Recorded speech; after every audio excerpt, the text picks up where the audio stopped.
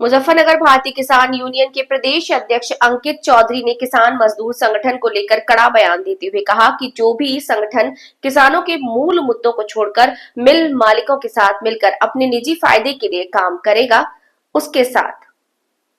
उसके खिलाफ भाकियू अराजनीतिक खुला मोर्चा संभालेगी। उन्होंने स्पष्ट शब्दों में कहा कि किसान और मजदूरों के हितों से किसी भी तरह का समझौता संगठन स्वीकार नहीं करेगा।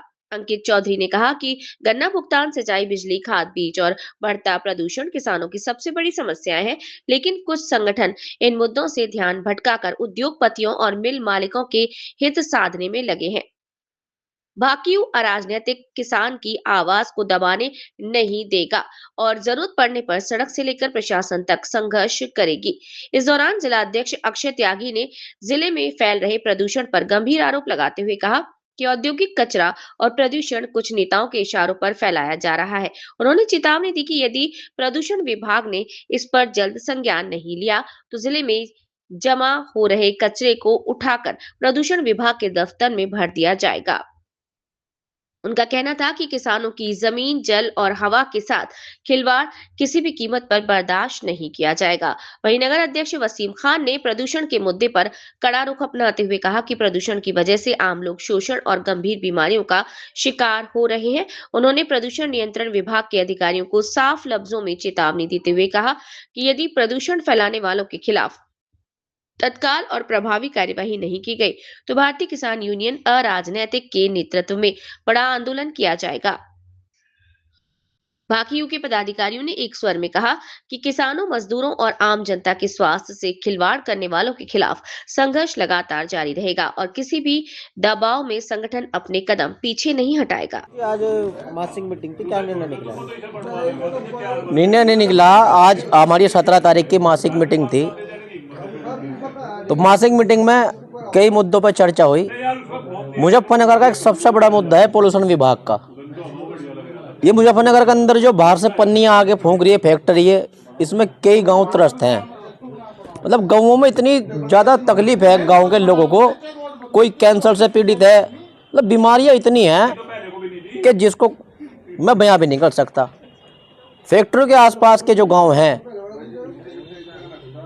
उन गांवों के अंदर अगर हम किसी टाइम जाकर बैठ जाएं तो पोल्यूशन की छाई इतनी रोड के ऊपर गिरेगी कि कपड़े भी काले हो जाएं। अभी 2 दिन पहले हमारा धरना चल रहा था बेगराजपुर फैक्ट्री इंडस्ट्रियल एरिया में।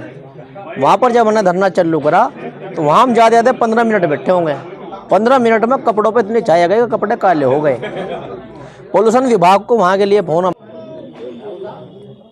जी आज प्रेस कॉन्फ्रेंस करेंगे, क्या मामला? प्रेस कॉन्फ्रेंस तो नहीं है। आज यहाँ हमारे संगठन की भारतीय किसान यूनियन राजनीतिक की जो 17 तारीख की मासिक मीटिंग होती है, उसे लेकर के सभी मीडिया बंधुओं को हम हर बार बुलवाते हैं, तो इस बार भी बुलवाया था।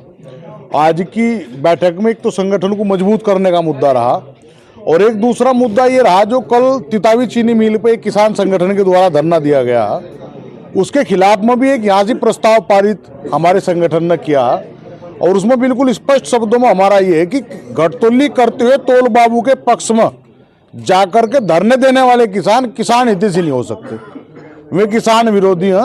और हमें तो यहाँ तक ये जानकारी में आया है कि तितावी चीनी मिल के द्वारा उस किसान संगठन को बुलवा कर अपने पक्ष में बैठने के लिए कहा गया है। तो जो किसान संगठन चीनी मिल के आज एक संगठन के द्वारा जो है कुछ मामला संज्ञान में आया है, क्या मामला है? पहले तो ये यहाँ पर 17 तारीख की जो हमारी हर महीने मीटिंग हो 17 तारीख को, वो मासिक मीटिंग थी। वहाँ पर एक मुद्दा निकल गया। कल अरुण चेयरमैन ने तितावी मिल में जो तोला था उन्हें घटतोली के मामले में धमकाया, तो वहाँ का जो मिल है उनने किसान संगठन का सहारा लेकर चेयरमैन साहब की आवाज़ को दबाने का काम करा। वह चेयरमैन साहब भी और किसान भी है। किसान की आवाज़ जो भी उठाओगा भारतीय किसान यूनियन राजनीतिक उसकी साथ है। और मैं मिल प्रशासन को और उस किसान संगठन को भी चेताना चाह रहा कि अपना दिमाग ठीक रखा। किसान की आड़ में किसानों का नुकसान जो आप कर रहे हैं और मिल प्रशासन जो मिल ये चाह रहा है कि हम किसान संगठन की आड़ में किसानों का नुकसान कर लेंगे, अपना दिमाग ठीक रखा, नहीं तो भारतीय किसान यूनियन राजनीतिक उसके खिलाफ आंदोलन में उतरेगा। और दूसरा मामला एक जो बहुत